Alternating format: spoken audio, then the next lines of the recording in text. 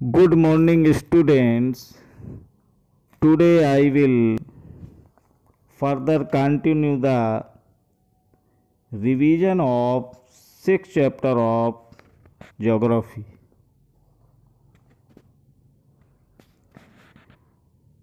Mediterranean vegetation, भूमध्य सागरी वनस्पति. You have learnt that most of the east and northeast margins of the continents are covered by temperate evergreen and deciduous trees. आप जान चुके हैं कि महाद्वीपों के पूर्व एवं उत्तर पूर्वी किनारों के अधिकांश भाग शीतोष्ण सदाबहार एवं पर्णपाती पेड़ों से ढके हैं. The west and south west margins of the continents are different. महाद्वीपों के पश्चिमी एवं दक्षिणी पश्चिमी किनारे भिन्न हैं. They have Mediterranean vegetation. यहाँ भूमध्य सागरीय वनस्पतियाँ पाई जाती हैं. It is mostly found in the areas around the Mediterranean sea in Europe, Africa and Asia, hence the name. This kind of vegetation is also found outside the actual Mediterranean region in California, in the USA, Southwest Africa, Southwestern South America, and Southwest Australia. यह अधिकतर Europe, Africa एवं Asia के भूमध्य सागर के समीप वाले प्रदेशों में पाई जाती है, इसलिए इसका यह नाम पड़ा.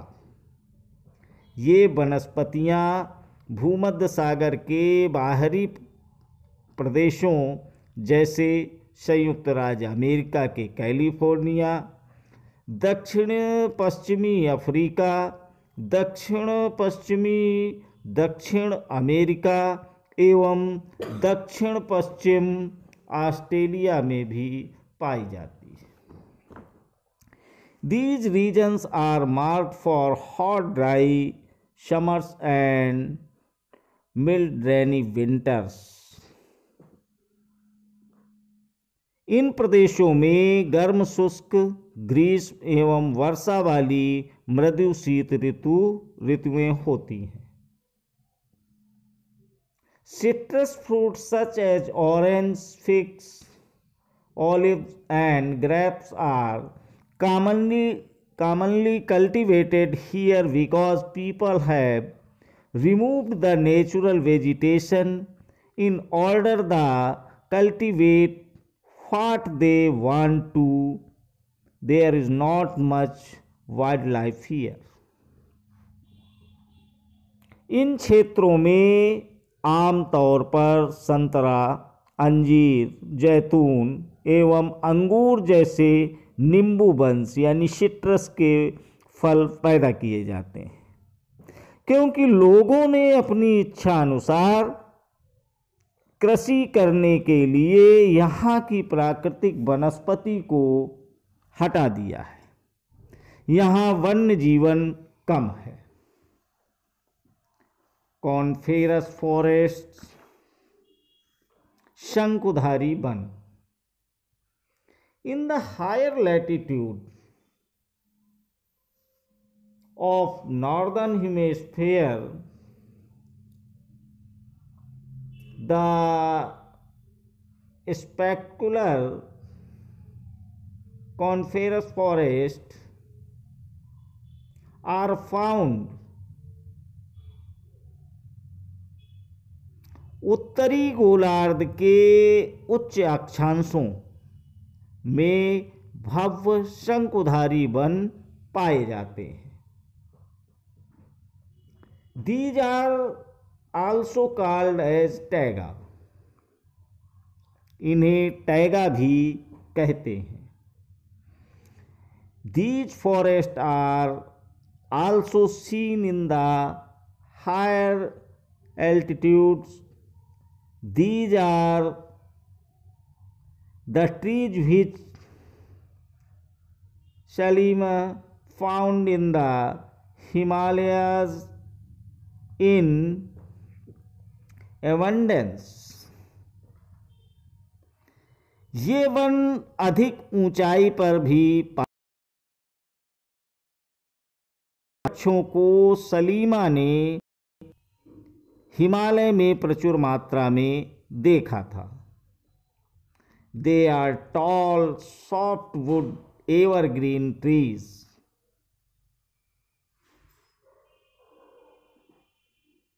ये लंबे नरम काष्ठ वाले सदाबहार वृक्ष होते हैं। The woods of these trees are very useful for making pulp, which is used for manufacturing paper and newsprint।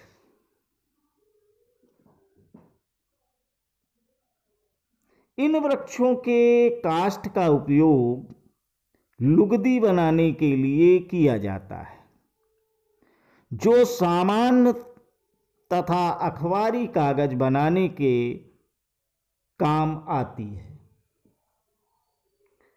Match boxes and packing boxes are also made from soft would.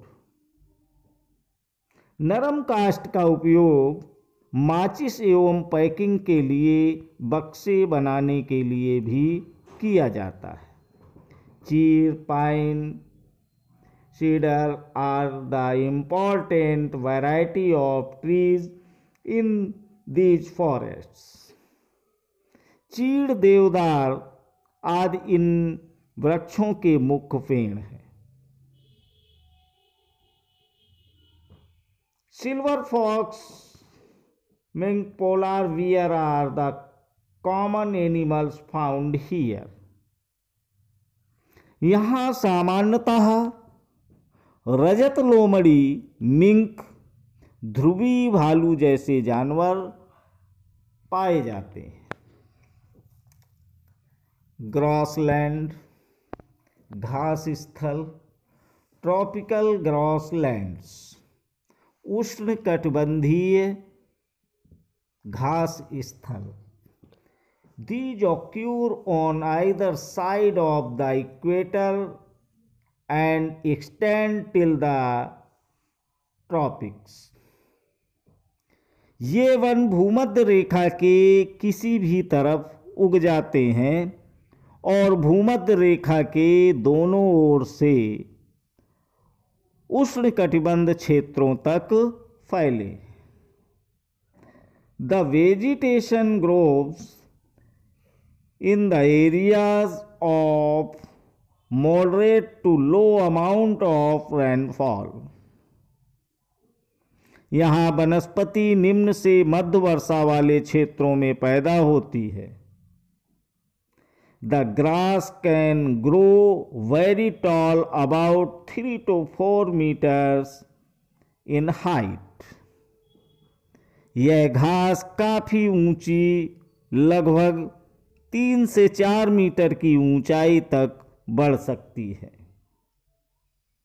Savanna grassland of Africa और of this type.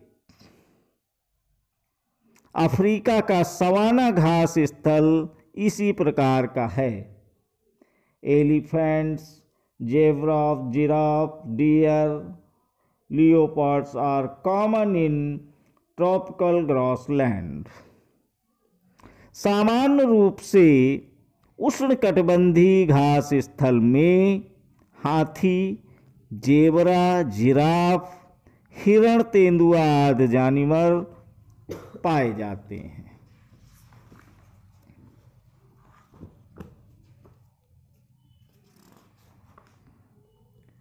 Temperate grassland, शीतोष्ण घास स्थल। These are found in the mid-latitudinal zones and in the interior part of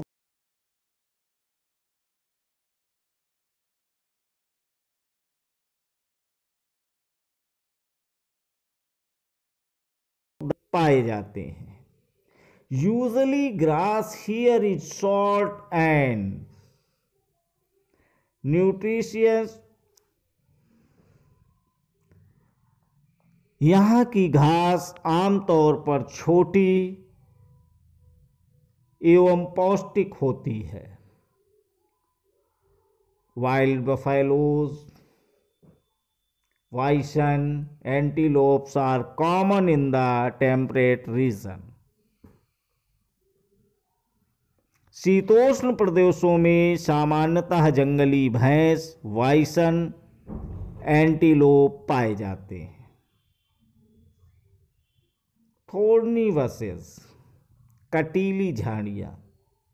These are found in the dry desert-like regions।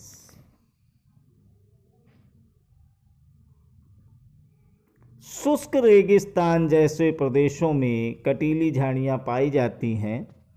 Tropical deserts are located on the western margins of the continents. उष्णकटिबंधीय रेगिस्तान महाद्वीपों के पश्चिमी किनारों पर पाए जाते हैं। The vegetation cover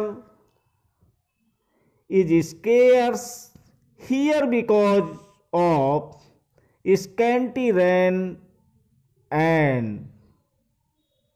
scorching heat. तीव्र गर्मी एवं बहुत कम वर्षा के कारण यहाँ वनस्पतियों की कमी रहती है। Identify the desert regions in the world map. विश्व के मानचित्र पर रेगिस्तानी प्रदेश को चिन्हित करें। Can you name the great desert of India? क्या आप भारत के बड़े रेगिस्तान का नाम बता सकते हैं? Name some of the common animals of the desert which you have learn earlier. रेगिस्तान के कुछ जानवरों के नाम बताइए जिन्हें आप पहले जान चुके हैं। If you reach the polar region you will find the place extremely cold। यदि आप ध्रुवीय प्रदेश में जाएंगे तो वह स्थान आपको अत्यधिक ठंडा मिलेगा। The growth of natural vegetation is very limited here. यहाँ बहुत ही सीमित प्राकृतिक वनस्पति मिलती है। Only mosses, lichen and very small shrubs are found here। यहाँ केवल काई, लाइकेन एवं छोटी झाड़ियाँ पाई जाती हैं। इस groves during the very short summer. ये अल्पकालिक ग्रीष्म ऋतु के दौरान विकसित होती है। This is called tundra type of vegetation. इसे टुंड्रा प्रकार की वनस्पति कहा जाता है। This vegetation is found in the polar areas of Europe, Asia and north America. ये वनस्पतियाँ यूरोप, एशिया एवं उत्तरी अमेरिका के ध्रुवीय प्रदेशों में पाई जाती हैं।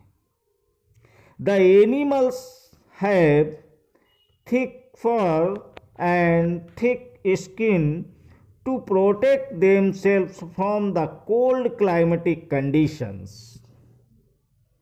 यहाँ के जानवरों के शरीर पर मोटा फर एवं मोटी चमड़ी होती है जो कि उन्हें ठंड से राहत दिलाती है अथवा जो उन्हें ठंडी जलवायु में सुरक्षित रखती है। शील, walruses, muskoxen, Arctic owl, polar bear and snow foxes are some of the animals found here.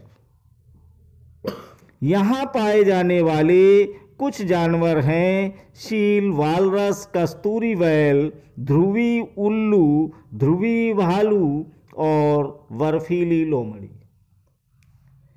Salima's father showed her some photographs of thick forests. Salima के पिता ने उसे कुछ घने वनों के चित्र दिखाए। In some of the photographs, Salima observed that people were cutting trees and clearing the forests. कुछ चित्रों में सलीमा ने देखा कि लोग वृक्षों को काटकर वनों को साफ कर रहे हैं। Father explained that the local people wanted their land for agriculture and settlements, so they cleared up the forests. उसके पिता ने बताया कि स्थानीय लोग कृषि एवं आवास के लिए स्थान चाहते थे और इसीलिए उन्होंने वनों को साफ कर दिया। Salima started wondering, if all forests are cleared, then where will the wildlife go? Salima सोचने लगी कि अगर वनों को साफ कर दिया जाता है तो वन्य जीव कहाँ जाएंगे? Will the forest take its original shape again? क्या ये वन पुनः वैसे ही बन पाएंगे? If people go on cutting the trees like this, will there be enough oxygen, water vapor, timber, fruits, nuts available in future? अगर लोग इसी प्रकार पेड़ों को काटते रहे तो भविष्य में पर्याप्त ऑक्सीजन, जलवाष्प, लकड़ी, फल, मेवे आदि मिल पाएंगे। Do you agree with Salima? क्या आप सलीमा से सहमत हैं? Hold a discussion with your friends about the depletion of our diversified flora and fauna. Suggest some measures to conserve them. अपने दोस्तों के साथ वनस्पति एवं प्राणी जगत की विविधता में हो रही कमी पर चर्चा करें और इनके संरक्षण के बारे में कुछ सुझाव दें। Thank you.